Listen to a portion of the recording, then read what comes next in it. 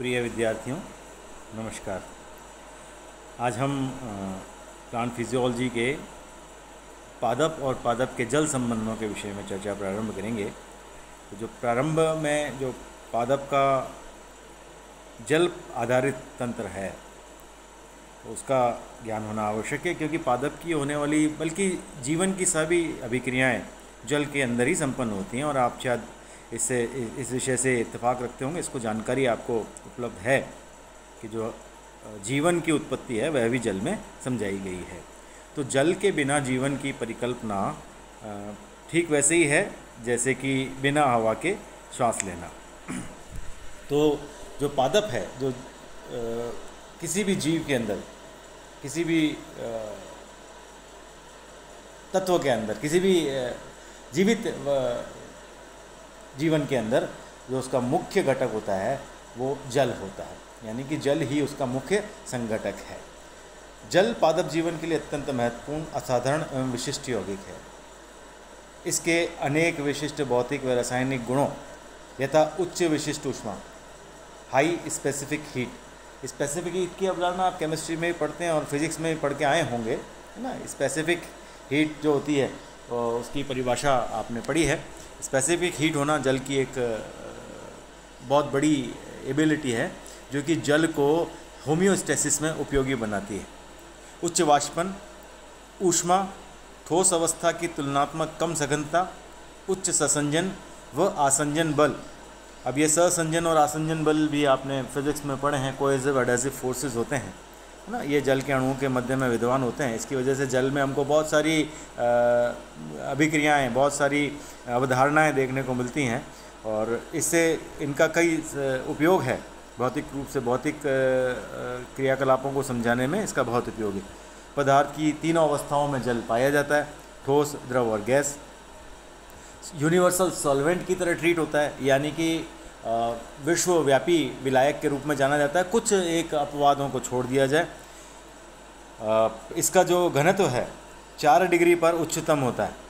अब इसका क्या मतलब है? 4 डिग्री पर उच्चतम घनत्व होने का मतलब यह है कि जो जल है वह 4 डिग्री पर जमना प्रारंभ होता है।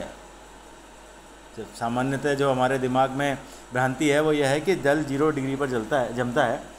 जल का जमना 4 डिग्री पर प्रारंभ होता है और 0 डिग्री पर वह पूर्ण हो जाता है। तो जो घनत्व 4 डिग्री पर होता है वह हाईएस्ट माना जाता है।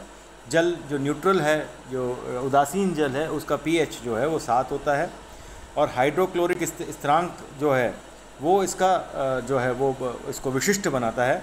तो जल जो है वो मतलब जल है, कुल मिला के जल की बहुत बड़ी उपयोगिता है। और पादप में तो जल ही जीवन है।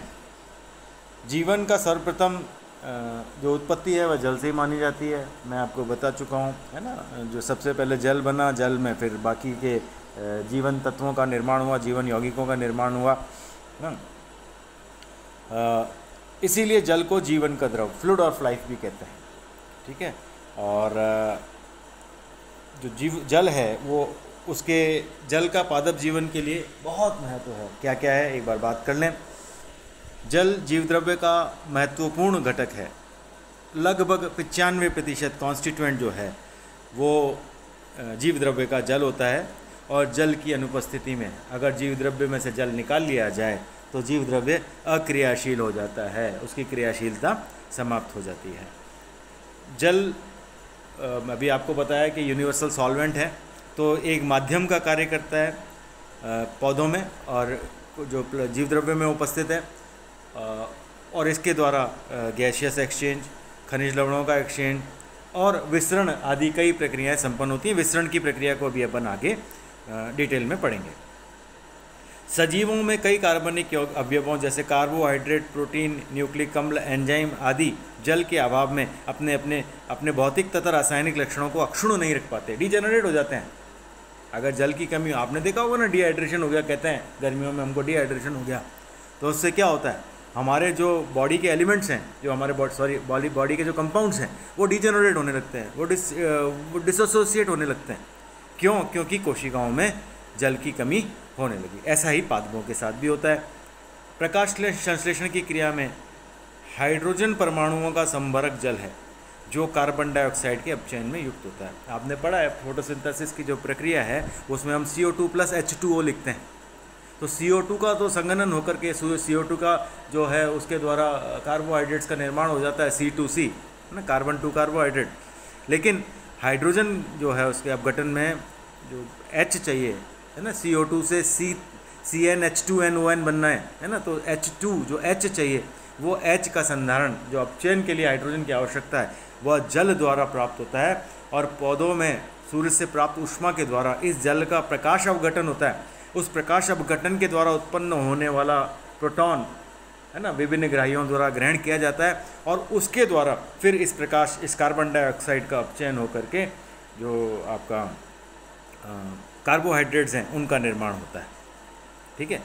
दूसरा, इसी जल के अपघटन की वजह से, प्रकाश अपघटन की वजह से ऑक्सीजन का भी निर्माण होता है। तो अल्टीमेटली जो प्रकृति में ऑक्सीजन उत्पन्न होती है वो पादपों के द्वारा होती है। और पादप कहाँ से कर रहे हैं? पादप जल के द्वारा कर रहे हैं। यानी जल में जो ऑक्सीजन उपस्थित है वही विश्व भर में वातावरण में ऑक्सीजन का स्रोत है। यानी कि प्रकाश संश्लेषण के द्वारा बनने वाली ऑक्सीजन ही विश्व में ऑक्सीजन का स्रोत है। और यह ऑक्सीजन कहाँ से प्राप्त होती है? जल के अणुओं के द्वारा। श्वसन क्रिया के अंत में जल एक अंतिम उत्पाद के रूप में प्राप्त होता है। और अगर हम प्रकाश संश्लेषण जो क्रिया है हमारी वो एनाबॉलिक रिएक्शन है जिसमें कि निर्माण होता है। अगर इसके विपरीत श्वसन हम पढ़ते हैं तो वो कैटाबॉलिक अभिक्रिया है जिसमें कि अपचयन होता है, यानी कि ऊर्जा विमुक्त होती है। और ऊर्जा विमुक्त होने के साथ साथ पुनः जल भी उत्पन्न होता है। आपने जो इसकी रेस्पिरेशन की रिएक्शन जो पढ़ी है उसमें आप उल्टा लिखते हैं CO2 प्लस H2O उत्पाद है। फोटोसिंथेसिस में ये रिएक्टेंट है। तो क्या बन रहा है? साथ में जल बन रहा है। पादप के नवजात अंगों की वृद्धि में जल द्वारा उत्पन्न स्फीति अनिवार्य होती है। ठीक है ना। कली का खिलना, मूल शीर्ष का निकलना, प्ररोह शीर्ष का निकलना, ये जितने भी शीर्ष हैं ये स्फीति की वजह से उत्पन्न होते हैं, निकलते हैं और फिर अपनी वृद्धि को प्रारंभ रखते हैं, अपनी वृद्धि को कंटिन्यू रखते हैं। तो स्फीति की जो अभिक्रिया है वो इनके निर्माण और इनके बढ़ने में सहायक है। जल पादपों की अनेक जैविक प्रक्रियाओं में प्रत्यक्ष अथवा परोक्ष रूप से भाग लेता है। जैसे कार्बोहाइड्रेट तथा कार्बनिक अम्लों का अंतः परिवर्तन, जल अपघटन, संघनन जैसी बहुत सारी क्रियाएं